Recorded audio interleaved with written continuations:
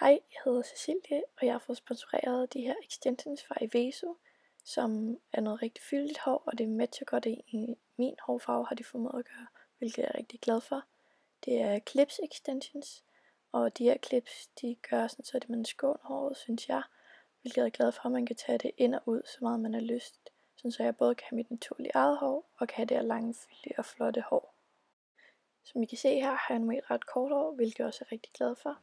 Og oppe i hjørnet kan I se, hvor det er krøllet med extensions i, hvilket også er super flot. Nu vil jeg så vise jer, hvordan det ser ud glattet med extensions i. Det er derfor, jeg har sat det op sådan her, så klip extensionsene kan sidde fast. Det er så det færdige resultat med det glattede extensions i. Man kan dog nok se forskel på min hårfarve og extensions. Her har jeg så også lige en ekstra frisyre, hvor jeg har sat mine extensions i på samme måde og bare taget til siden, og så flettet en sillebindsfletning. Det ser også super flot ud, og man kan heller ikke se extensions. I kan så selv gå ind og tjekke de her naturlige extensions ud på eveso.com, eller tjekke dem ud på deres Insta-profil Eveso Danmark.